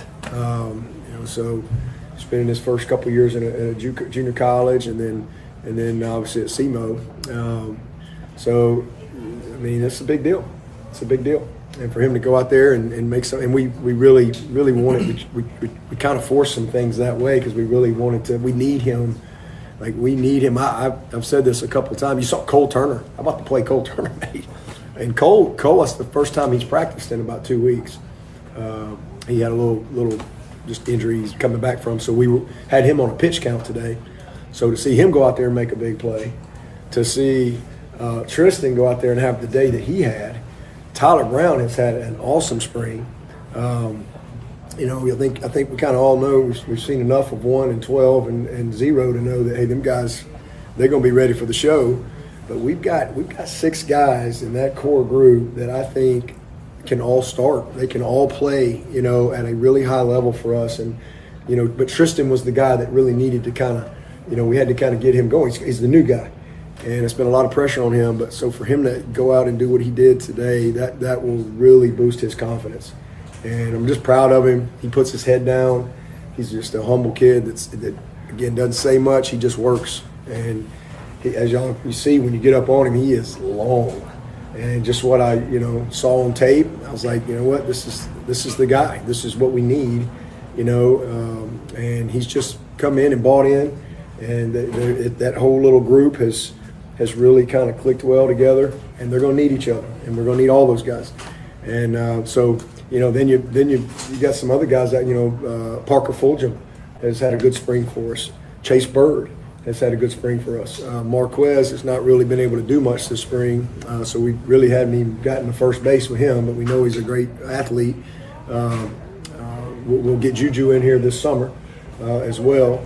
So it's going to be a fun group. We stay healthy, they'll have a chance to be a good group. How about for Gideon, eye-opener for him too, showed off his ball-catching skills today. Absolutely. Made some nice plays. And, Denson, we got him in with early in we got all of our groups in there, but Denson is a kid that he may be really spinning, but you don't ever see it and you don't ever feel it. He's just calm and cool all the time. That's one of the things I really like about him. He's got a ton of poise. He's got to develop his lower half when it comes to really delivering the ball the way he needs to deliver it, and that will come. He's just a little raw there, but he is smart. He understands and sees it, but he's instinctive. He obviously can really, really run, but he's just got a lot of poise, and that was really good to see that. For him to go out there the first time and just kind of that ball he layered the wheel route to get out of the backfield, and he threw a nice other little back shoulder ball to get as well, kind of falling away from the defense. It was awesome, and then Gideon was great. Catching the ball out of the backfield. He's got it all. I thought all the backs. I mean, we got to again. Y'all, I know everybody's going to just question us all year, and I don't blame you. They got to go do it, right? They got to all go prove it. We can't just talk about it. We got to go do it. But from practice, from meetings, I mean, we're really encouraged from what we've seen. I thought Azuma May had a really good day. He's stacking days. He's had a couple of really good days. Adam Randall has been awesome all spring. I mean, he's been really good. So I'm really pleased with him. And then Gideon has been great. Obviously, Jay Haynes. I mean, he was our most improved player last year. And he's out. Jarvis was having a really good spring, and he got a midfoot sprain, so he was out. But it's a good group. I mean, it's a really good group. Little Strecco gets in there, and Strecco's not big. He can be a tough matchup from a protection standpoint. So you got to be smart with how you use him. But he gets in there, he's productive. So I mean, it's a deep group, and I think when it's all said and done, it'll be a very productive group for us throughout the season. You mentioned building up your depth for cornerbacks. How would you characterize the performance of Strozier, Gibson, Miles Owens? They've all gotten better. Still got work to do. Ashton, we had to. He actually kind of re-injured himself, and so we had to kind of get him cleaned up. So he'll be back, ready to go. But he was having a really good spring. I feel great about Ashton and AV, and. We had no J. Lou this spring, so I think J. Lou gives us three really confident veteran guys that I think will be ready to play. And then after that, we gotta have some growth, and the guys are coming. They're not where they need to be yet, but we have made progress. And Strozier's one of those guys for sure. Gibson is definitely one of those guys. We need both of them to take that next step. And Shelton was having a really good spring at nickel, and then he got hurt, but he can also go play corner. Tink has also had a really good spring for us. We feel good about the role that he's creating for himself, but we got to keep developing those guys at corner. The Sports Talk Recruiting Report is sponsored by Seawell's Catering. Okay, let's get into the recruiting. As always, here on Sports Talk, brought to you by Seawell's. Tomorrow begins another 4-day run of the Daily Luncheon Buffet at Seawell's, so make plans to get there from 11 till 2. It's an outstanding buffet. Tampa's a great town. It doesn't have a Seawell's Daily Luncheon Buffet. They don't know what they're missing. And for the best in the catering business for your very special, important event. Make sure you call Seawells and let them handle it all.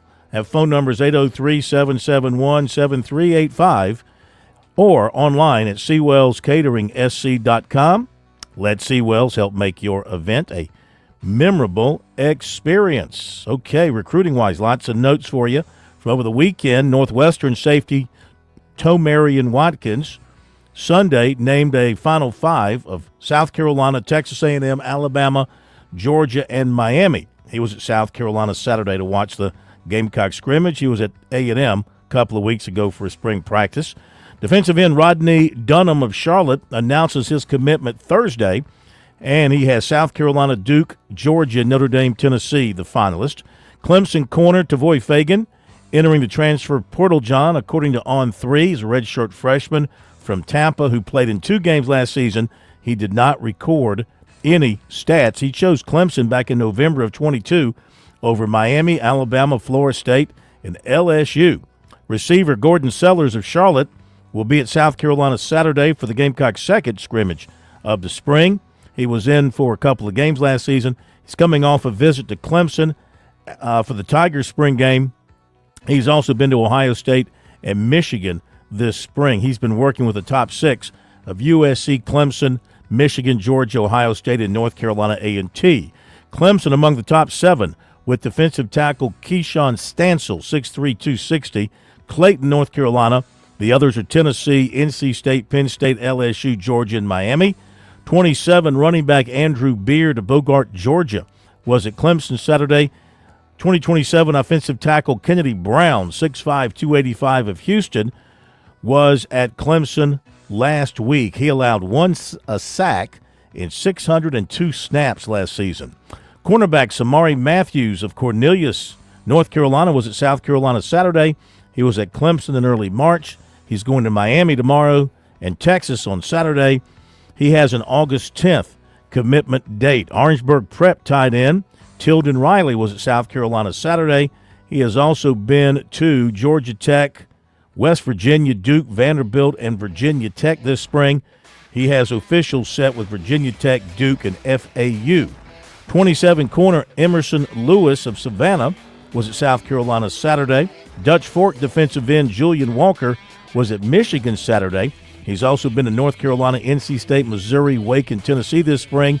He has officials set to North Carolina May 30th, USC June 6th. Back with more in a moment. On Point Weather is made possible by our friends at Palmetto Citizens Federal Credit Union on 107 The Point.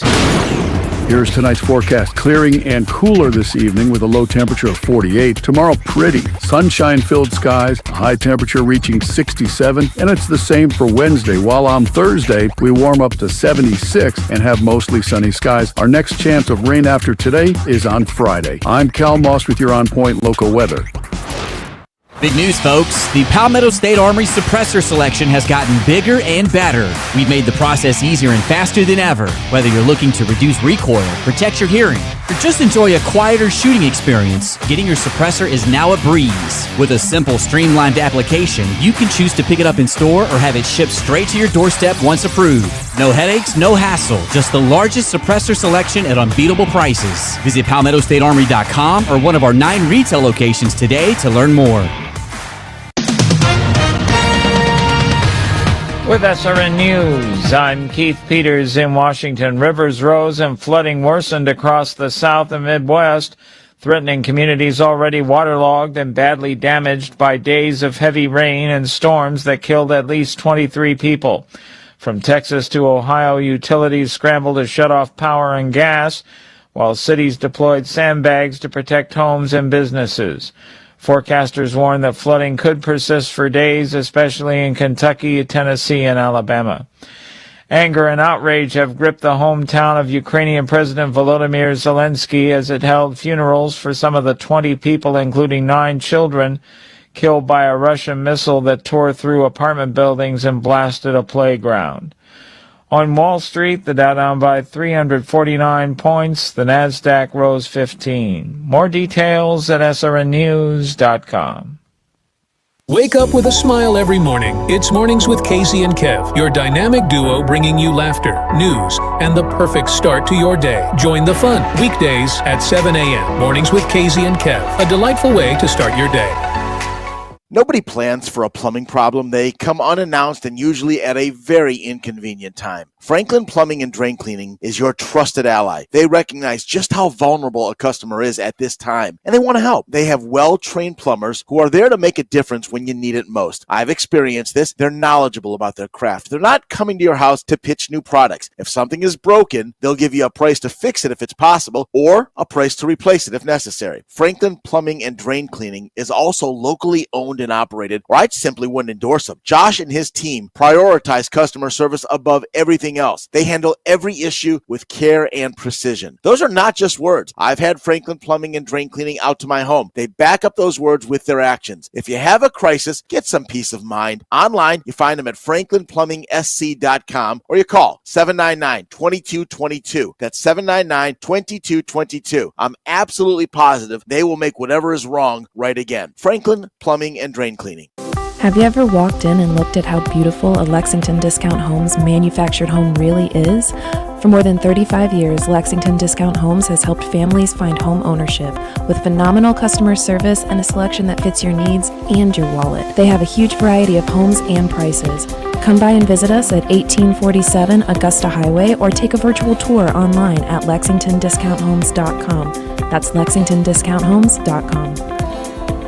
If you step onto H&J Cattle's farm, you'll find third-generation farmers upholding the legacy. They embrace sustainability and take immense pride in their craft, raising cattle purely on nature's offerings, without growth hormones, antibiotics, or animal byproducts. The result? Unmatched quality beef that's not just good, it's the best in South Carolina. Experience the distinct flavor of our finest registered Hereford and Wagyu beef. Visit us online at HandJCattle.com or on Instagram and Facebook at H&J Cattle. Want to hear my success story? I'm Fran Halloran, the money coach. I'm celebrating a decade of partnering with The Point. It's one of the best decisions I ever made. I've used The Point to significantly grow my small business. It started with a meeting with Kevin Cohen. Do you own a small business? Are you on a limited budget? No problem. Reach out to Kev at 563-8558. Get a customized plan and start your journey to business growth with The Point today. Success is one call away. Take the leap. Hello, this is Stacy Huff, host of Huff Nation Sports Zone, each and every Saturday, 10 to 11 a.m. right here on 100.7 FM, The Point, and also 1470 a.m. It'll be a fun trip around the world of sports. Huff Nation Sports Zone, check it out.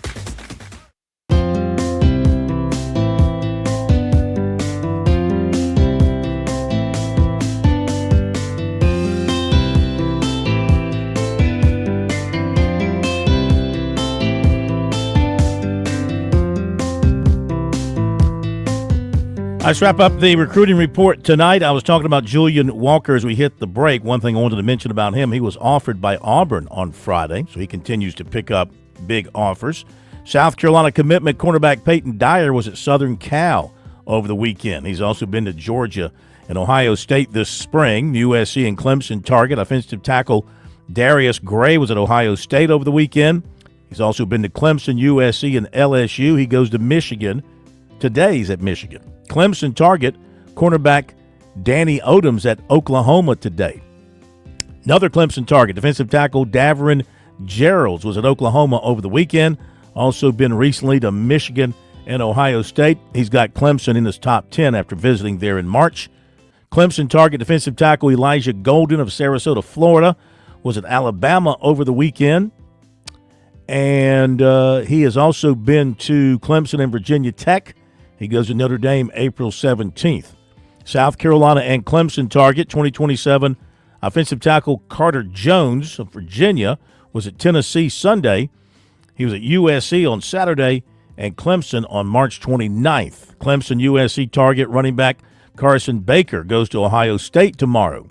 He's also been to Clemson, Florida State, and Georgia this spring. He was at Georgia Saturday. Clemson target offensive tackle Leo Delaney was at Michigan over the weekend. Clemson target linebacker Tyler Atkinson was at Southern Cal over the weekend.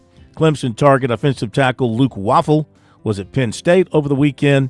South Carolina target Micah Smith was at Illinois over the weekend. has an official set with the Illini.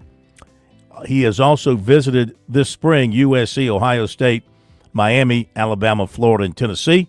Christ Church receiver Jude Hall was at North Carolina Saturday. Athlete Jordan Avenger, might be Avenger, 6'3", 225, Orangeburg Wilkinson, was offered by Arkansas, his first P4 offer. He has been to Wake Forest and Virginia this spring. Basketball, 6'7", Davidson transfer Bobby Durkin committed to Minnesota per Joe Tipton. Clemson reportedly was one of his visits after he entered the portal, John. There you go. That's recruiting tonight here on Sports Talk. Keep in touch with recruiting on our website, SportsTalkSC.com.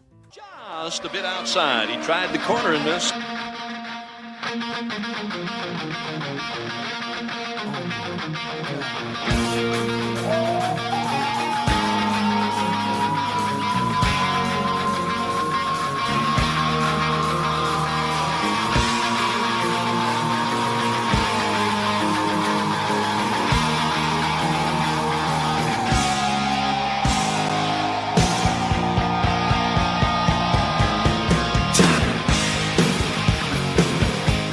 Okay, time to welcome Coach Jim Toman to Sports Talk for another edition of Just a Bit Outside.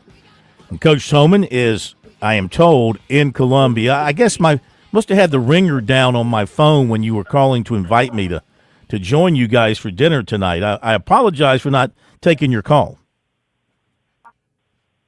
Well, I didn't know whether I was going to make it here on time to have dinner, but Charlie Mack got here about 1:45, and I made it at 7. It rained all day up there in Lynchburg and all the way here. So I had a 4.5-hour drive, and tomorrow I've got to drive to Jupiter, Florida for six days to see my other son play ball. So I got a 9.5-hour drive tomorrow morning. Well, get a good night's sleep. Exactly. Get a good night's sleep. Speaking of long drives, Clemson had a long drive to Berkeley.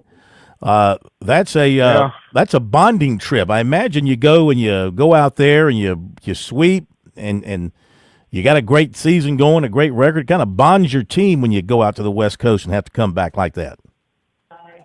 Yeah, but they probably slept all the way back. And I talked to someone over there, Tiger Country, and they said that they just got back and it was a red eye and that they're exhausted. And I'm looking at their schedule. They got Gardner-Webb, who's a sneaky good team.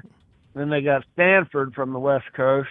But the question is whether Clemson can get their bearings back after being on the wrong coast for the last 4 days and then a long flight back. And then they got to turn right around. And luckily the 4 games this week are at home, but it's never easy, and Clemson's been making it look easy. They're 30-5, Phil, and I think they're like 9-3 in the conference, and they're all the way up to number 2 in the RPI ranking. So right now they're solidly in a position to host the regional, and if they win that, they would be they're a national seed right now. So they would, if they won the regional, they'd be hosting the super regional again.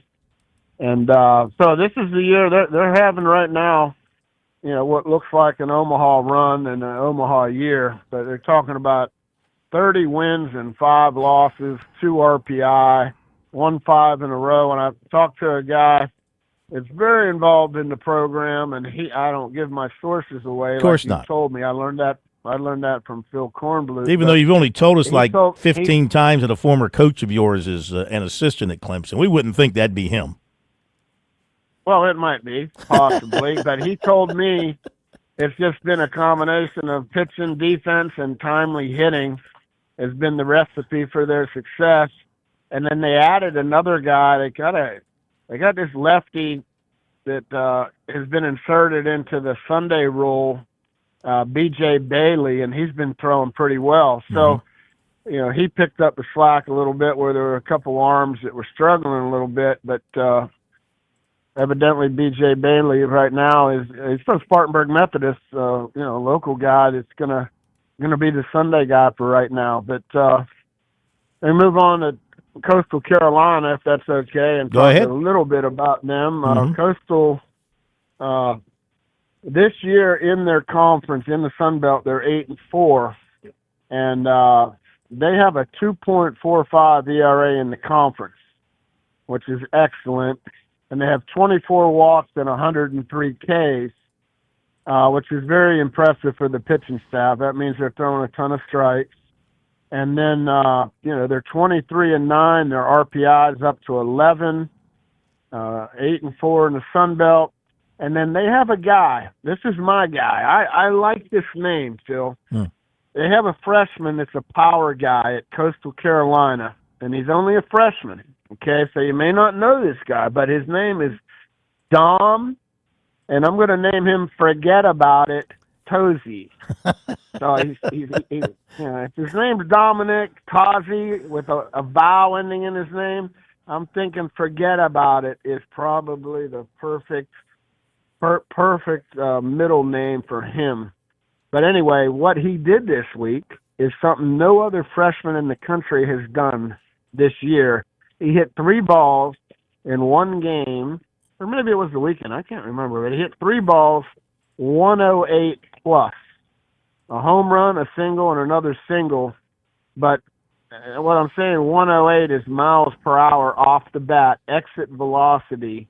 That means you're crushing baseballs, and you got to forget about it. Because if he hits it in the air, that guy has some serious juice. But that's very impressive for a freshman. And he's the only one to have three balls at 108 or more on the weekend. So what do you think? Cool. You're an old catcher yourself. You're a catching guy kind of guy.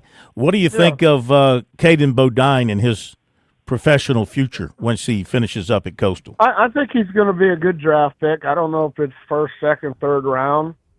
He's very good behind the plate. He can block. He can throw.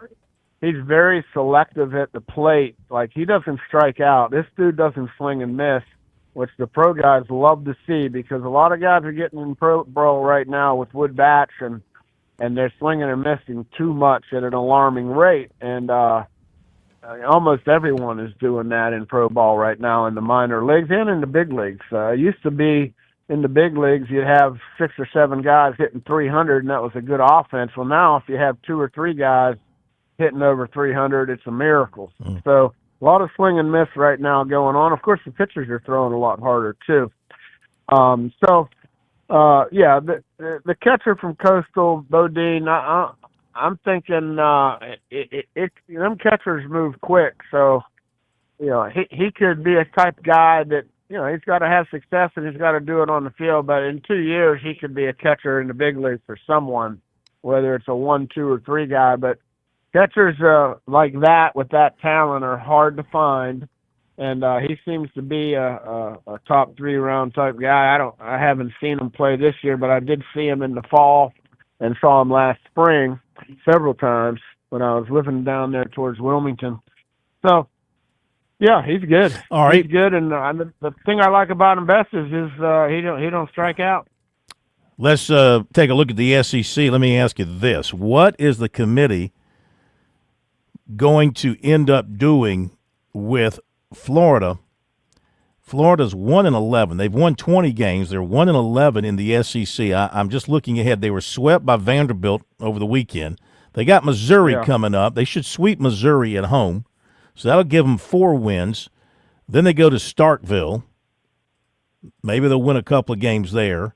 Then they've got Arkansas, number 1, then South Carolina, then number 2, Texas, and they finish up with number 10, Alabama.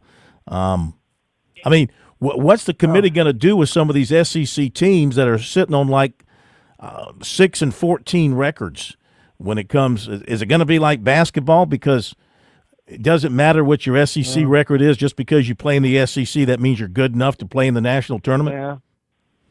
Well, that's a tough one and I think there's some changes on the horizon with regards to RPI, but Florida has dug such a big hole, it's going to be hard to get out of it. Usually you have to go at 14-16 or at the worst 13-17 in the SEC and have a top 35, 40 RPI just to get in.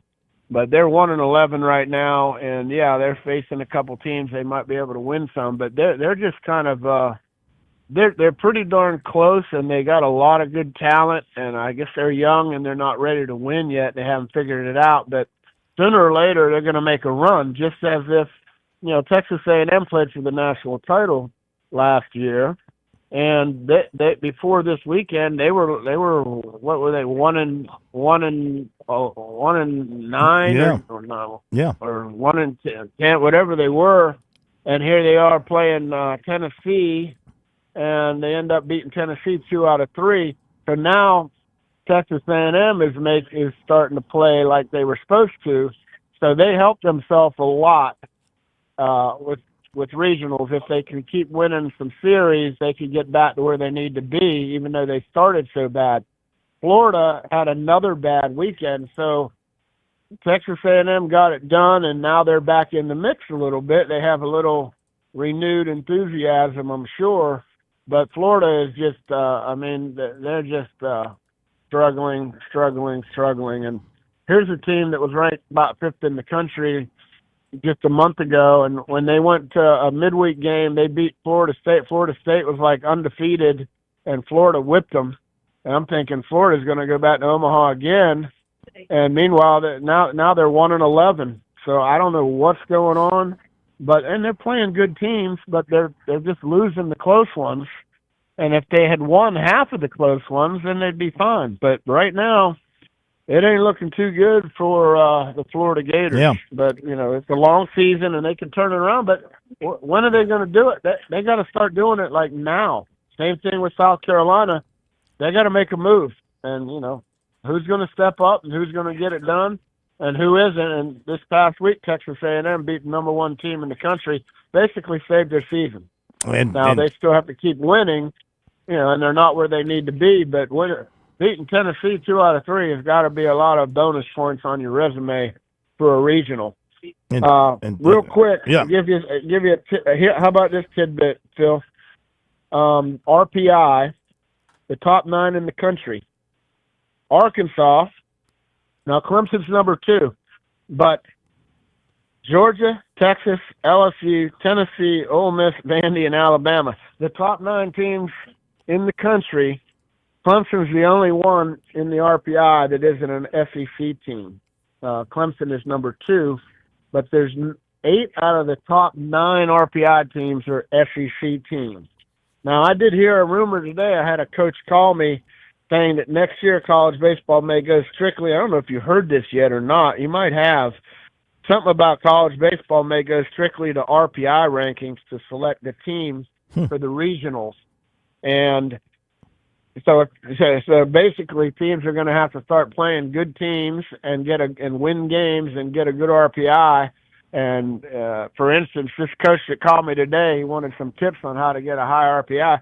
I told him to call Gary Gilmore. He is the best guy at developing a schedule that you're playing good teams and you can win enough, and your RPI was always good. And once again, Coastal Carolina with Coach Schnall is like 11th in the RPI. So my advice to that coach, a younger guy, I said, just call Gary Gilmore. He'll tell you how to schedule. But I don't know if you heard about that RPI. No. If they go strictly I think RPI, that'd be a horrible mistake. That's going to be a mess too. It's going to be a mess. But I don't know who makes all these rules up, but crazy. Coach, you've got South Carolina 39th in the RPI right now. Mm-hmm. That's within the realm of getting into the NCAA tournament. They've won 2 conference games. They're not a very good baseball team. They're 2-10, right? Mm-hmm. 2-10. Yeah. Yeah. Well, and they're 39th in the RPI because they're playing all these good teams. Now they're 2-14 against Quadrant 1, and early in the year they won 14-0 against the Cupcakes. So, that's good enough in the SEC because the league is so good. You're still a 39 RPI. If you look just at the RPI, they may get in, but that's not until next year. So I don't think 2-10 is going to get them in. But, sooner or later they're going to have to make a run, and it's got to happen soon. Same thing with Florida. And Texas A&M made their move, so, kudos to them. But Yeah, there's a lot of teams out there that need to pick it up pretty quickly. We're going to let you run and get back to your dinner with your son. Have a safe trip down to Florida, and we'll talk to you next week. Appreciate it, Coach. Okay. All right, guys. Thank you. Thank you so much. That's Coach Jim Toman, just a bit outside. That'd be a disaster. An odd way to do Absolutely. it if that's what they were to go by. Indeed. Be back in just a moment.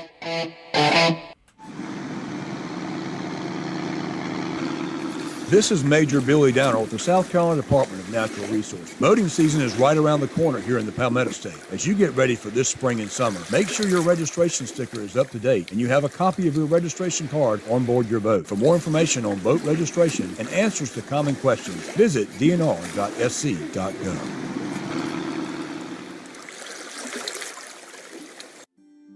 I'm attorney Jim Corbett. I'm not a case manager. I'm a lawyer for over 35 years. I don't charge 40% for your injury in your wreck case or any on-the-job injury. Call 803-765-2968 and ask for Jim Corbett or email me, jim@jimcorbettattorney.com, for the experience of a lawyer handling your injury case. Jim Corbett, 803-765-2968. jim@jimcorbettattorney.com. Put 35 years of experience to work on your injury case. There's a lot of things we take for granted in our lives. Your home's AC will run cool. Your drive-through coffee will be hot, and the car will start when it's time to take your kids to school. It's when things don't go as planned that you start thinking about who to call and where to turn. The good thing is, you can prepare for life's most difficult days by calling the Larry Lucas Agency today. Larry is a State Farm agent that has been taking care of people across South Carolina for more than 2 decades. You probably have insurance, but switching is easy, and bundling can save you hundreds or more. Most importantly, the Larry Lucas Agency can help you choose the protection you want at the price you want. All backed by South Carolina's #1 home and auto insurance company. Visit LarryLucasAgency.com today or give Larry a call at 803-799-1998. Like a good neighbor, Larry Lucas State Farm is there.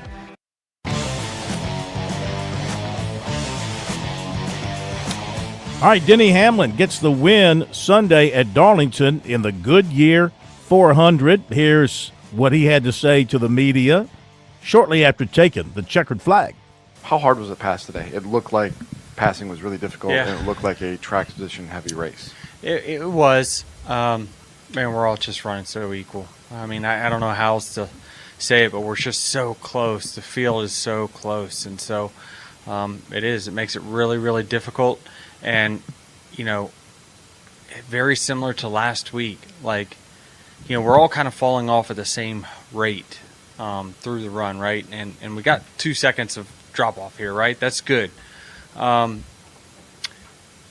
we're all doing it at the same rate, and because the cars are also very similar. And then once the tires really wear out, we pit, and that's where typically you'll see a huge disparity in speed between the cars. And so very similar last week, where it's just, you know, right when you're getting to see some comers and goers, everyone just kind of pits to save themselves. And so, yeah, the field's tighter than it has ever been. This is maybe a really stupid question. We see at intermediate tracks, mile and a halves, where, you know, Kansas, pick one, right, where it's competitive and guys are able to race side by side. Why is it here that isn't the case necessarily? Well, because those tracks have so this has the same intermediate package, right, that those tracks have. The speeds are so much higher at those tracks, and there's more grip, so the draft plays more of a factor. Draft doesn't play as big a factor here. So where aerodynamics is probably, when you think about how you're going to set up your car, right, you think, I'm just going to throw out generic numbers, 80% of the grip you're going to get is going to come from aerodynamics.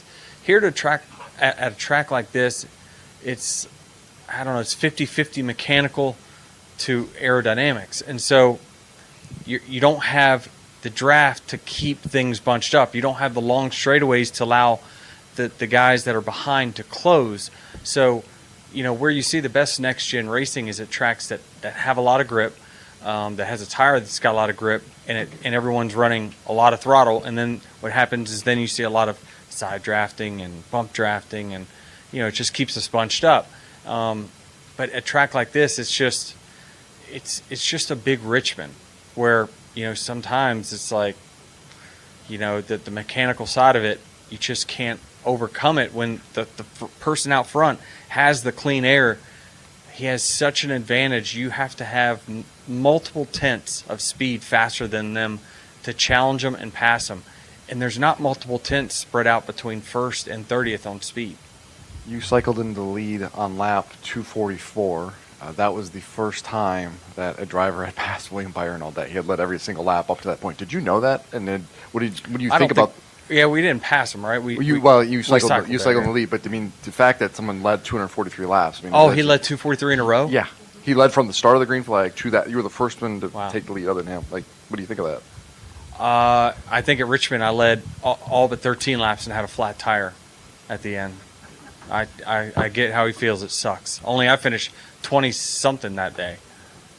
It's painful. I mean, it's, when you can get out front at this track, it is, I can't tell you, it feels like you're running qualifying speeds where when I was running 20th, when I got, kind of in that bad where we pitted early, others didn't, we go back to 20th, it was like, what happened? Like, the aerodynamics just takes over, and it's just, it's bad back there. And so, it's just, for William, he probably was running 75-80% probably all day.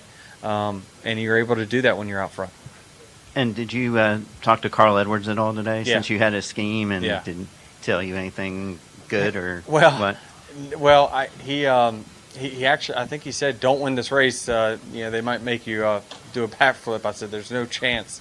I wouldn't make it. I probably would break the back of my head because I wouldn't even get full 180 flip. So he's way more athletic than I am in that sense. But, I just told him that, it was an honor to carry the scheme because, truthfully, me and Carl probably talk more now, or have talked more now that he's out of the sport. We're no longer teammates. And this has been my relationship with most of my teammates, is that the relationship grows after they're gone. And so really, getting to know Carl and we're so blessed to have him coming back to the sport in the TV role. So, I've just had some great conversations with him, and, I loved the scheme. It was just like, it just was one that I raced against, one that I got beat by a lot. And so that'll do it. Have a great night. We'll see you tomorrow.